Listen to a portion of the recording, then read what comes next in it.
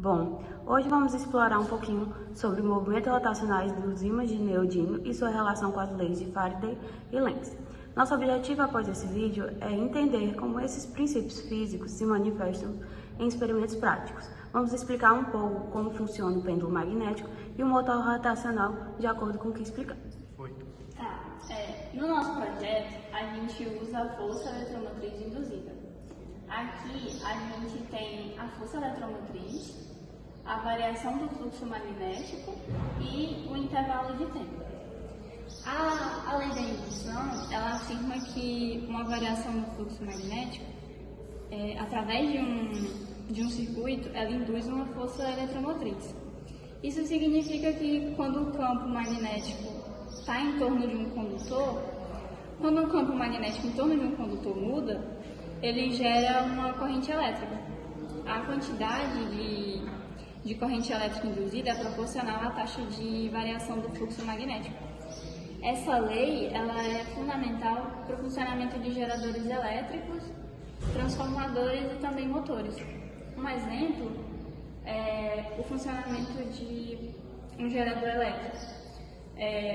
Quando uma bobina de um fio condutor é girada no campo magnético, o fluxo magnético que atravessa a bobina muda. Essa mudança no fluxo ela induz uma corrente elétrica na bobina, gerando eletricidade. Isso é usado em usinas hidrelétricas, onde a rotação é causada pela força da água. Agora eu vou falar sobre a lei de Lenz e como ela está direcionada com a lei de Faraday, né?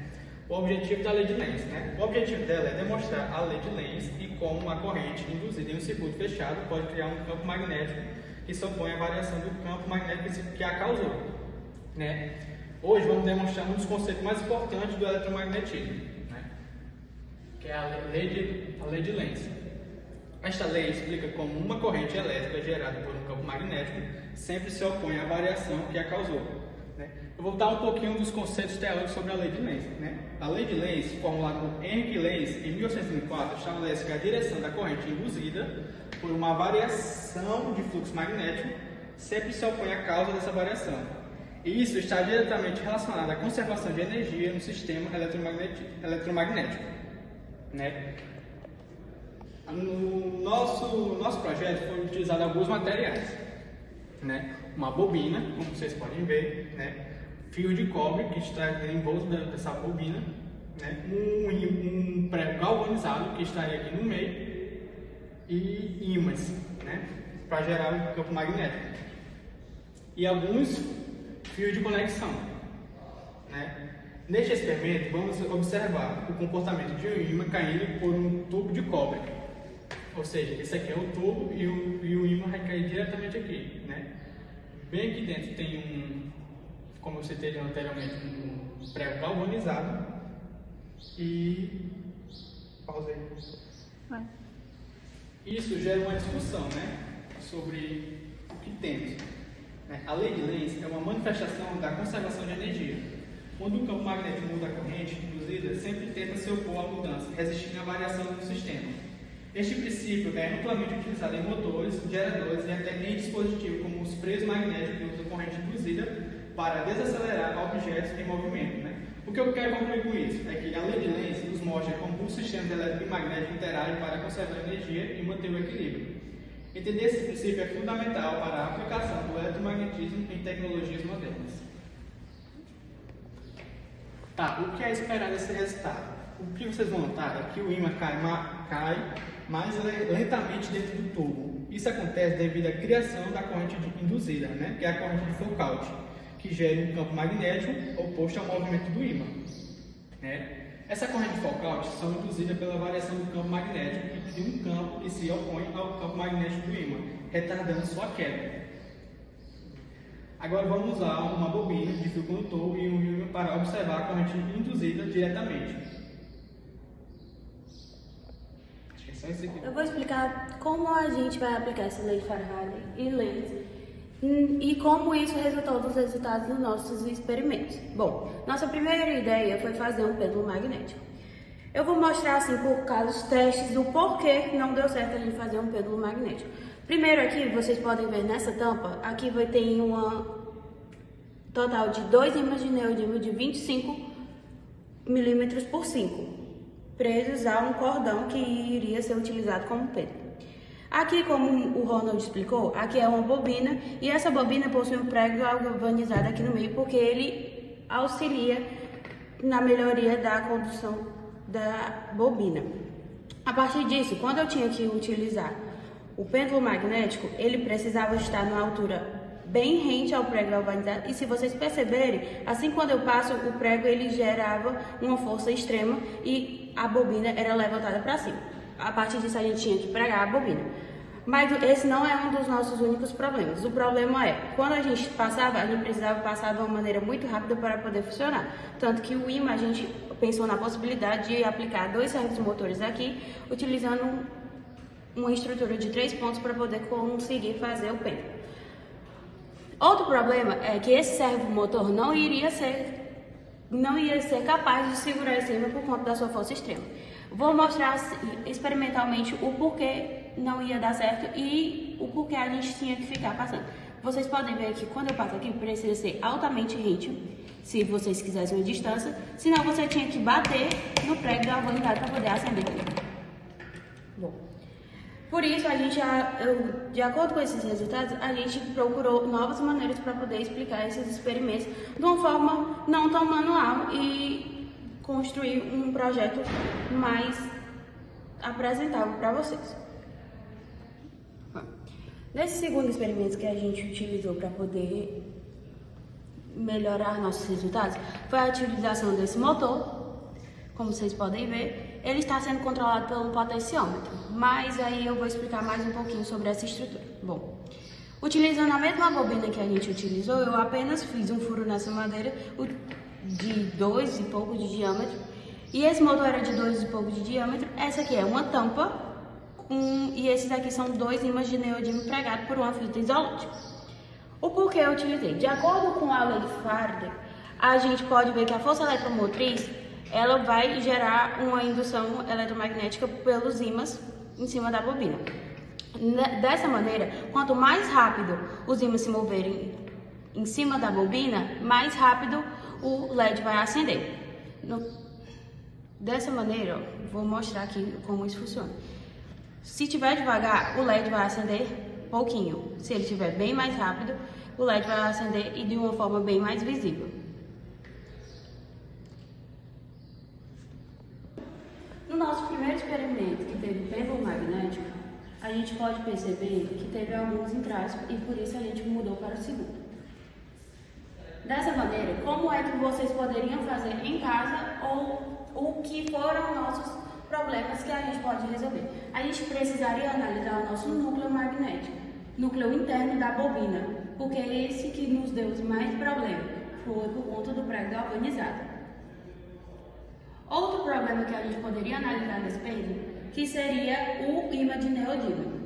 Esse ímã pode precisar de especificações melhores de tamanho, para isso, para poder funcionar o nosso pêndulo.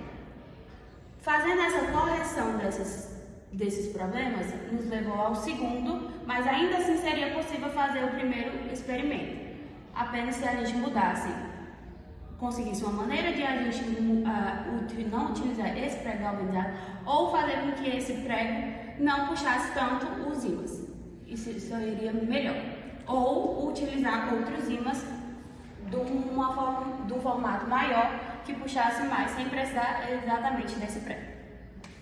No nosso segundo experimento, análises que a gente poderia fazer para poder conseguir concluir ele. Não concluir, mas se você quisesse fazer em casa. O nosso motor ele foi ligado a um potenciômetro. Dessa forma, esse potenciômetro ele precisa de energia para poder ele girar o nosso motor. A gente ligou a um Arduino ligado a 5 volts. Dessa maneira, ele funciona muito bom.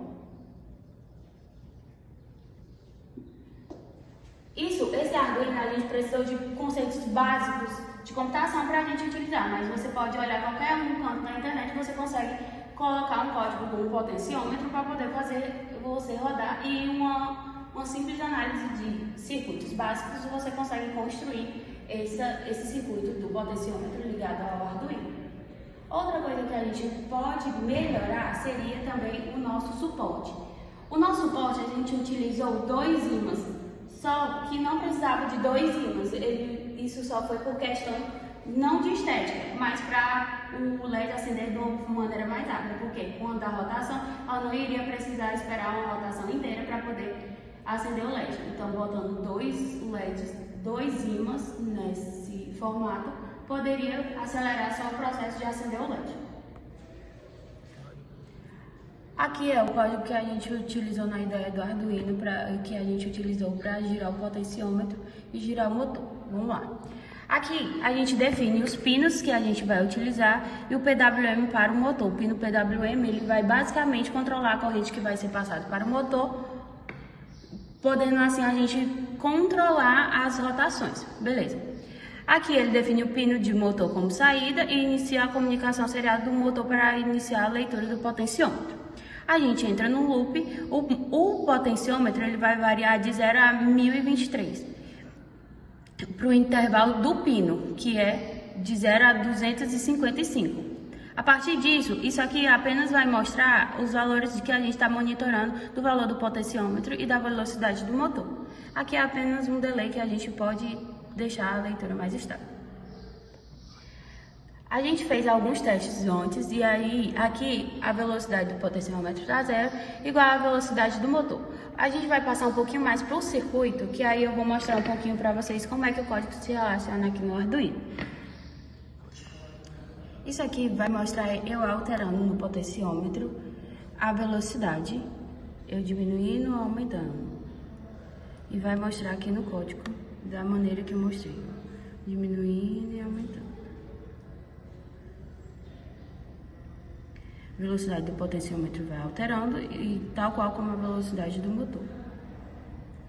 Bom, já aqui a gente pode ver claramente o caso do pino, a velocidade aumentando ou a velocidade diminuindo.